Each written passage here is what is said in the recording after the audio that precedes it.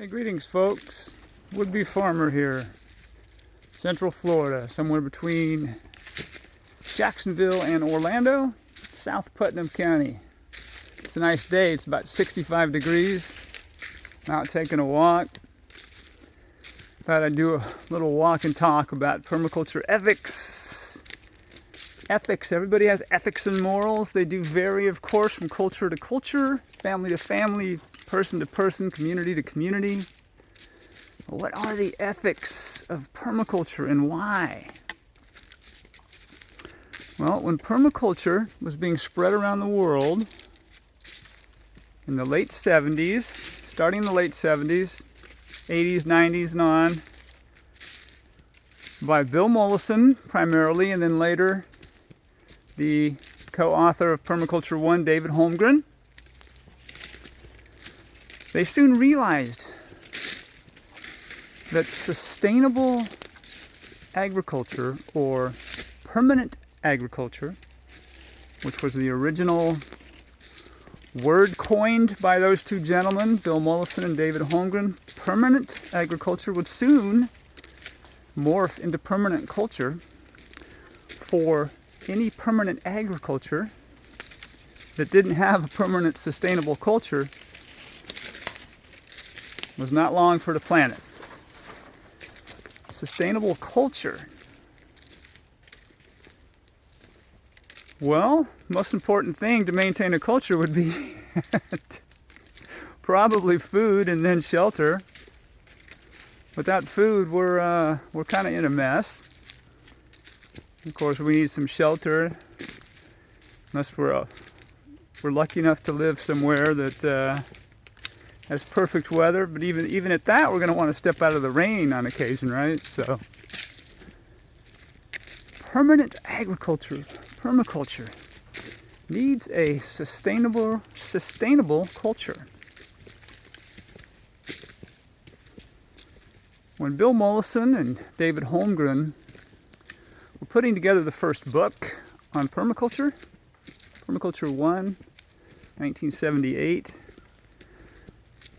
they were researching sustainable societies, the history of sustainable societies, indigenous societies who have lived sustainably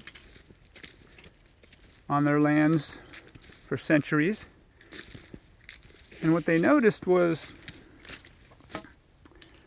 while numbers of ethics varied from less than 5 to 18, I think it was, for one society, they all boiled down to basically three things.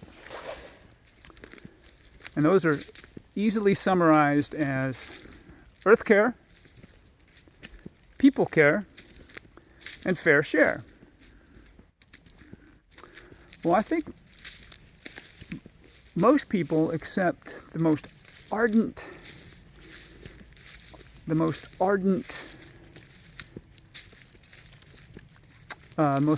business person, perhaps, that sees resources, natural resources, water, air, trees, forests, lakes,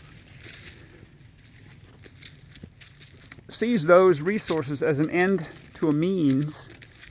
A means to an end, to accumulate as much stuff and comfort as they can have personally, as the business person can have. I want more stuff. I think most people, other than that extreme example, would understand earth care. Easiest example is water. We know we need water.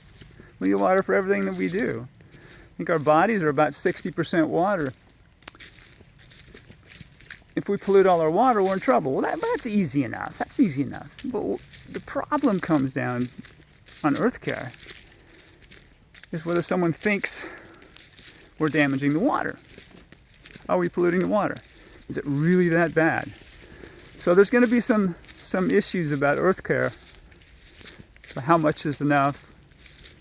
When do the tree huggers come in and ruin it for us, right? Earth care. So mostly it's agreed upon, I would say, that we do need to take care of the earth. people care. Well, what is people care? Is it taking care of only your family? Probably not. You're going to need your neighbors. What if your neighbors work for that fire department and they drive that truck?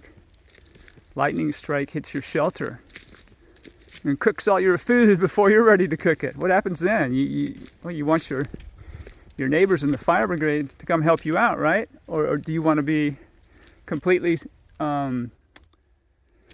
self-reliant? Well, I'm 60 and I can't do a lot of stuff I could do when I was 20 and 25. So I need some help. I need my community help, and there are some things perhaps that I can help them with as well. So people care. I care for each other. Take care of each other. Moving from the second of permaculture ethics, people care, comes the final ethic, or the third ethic of these three, fair share.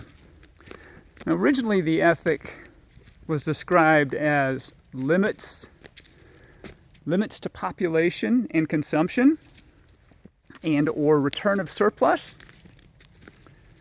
so that everything we do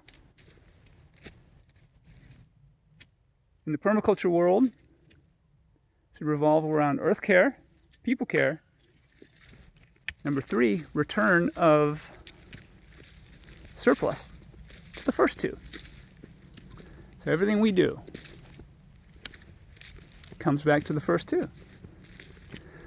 Well, care of the earth, if you think about it, that includes all species, all Earth's systems, animate, inanimate objects, soils, or in the case of most of what should be soils, dirt, which is just soil minus the biota, minus life.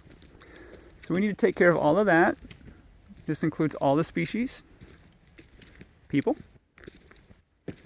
fair share, return of surplus, setting limits to population and consumption. Whenever someone speaks about limits to population, some eyebrows are raised, some flags go up. Now, limits to consumption, most people can buy. See, I used to be a drinker, and believe me, overconsumption is not a good idea. If we eat too much, if we exercise too much, if we spend too much money or resources on something that isn't productive, that's a problem. Overconsumption. Good argument can be made that we have overconsumed for a long time on this planet. For a long time. Aquifers are drying up. Forests are being depleted. We are using up resources. So, fair share. Bill Mollison has a comment in the Permaculture Designer's Manual. It talks, and I'm not sure if I can get this 100%, I might butcher it, but it talks about anyone, whether overconsumption, anyone having more than they need in a finite world. I believe he says it is, what's the word he uses?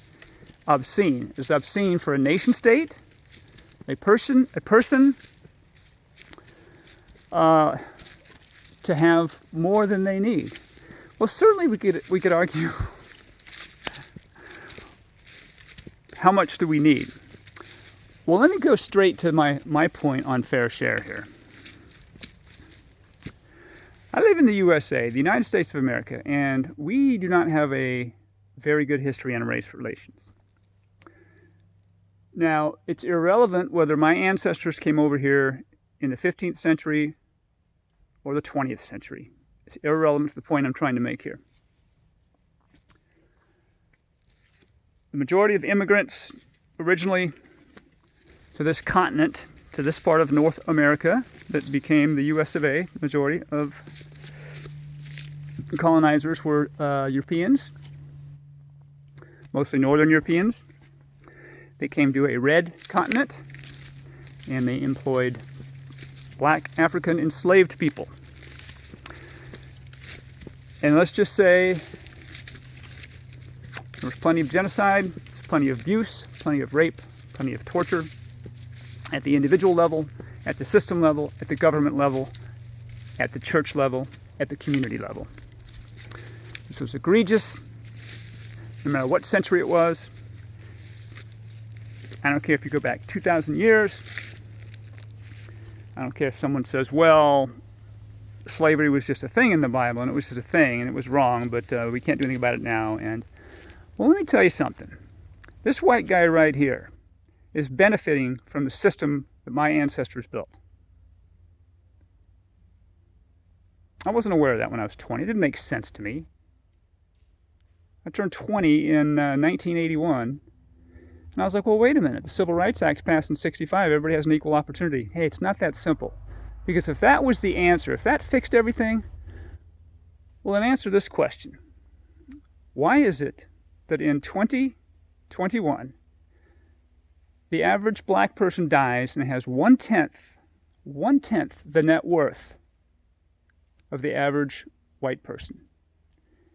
And if I remember from reading Pew Research, that comes out to about $14,000 net worth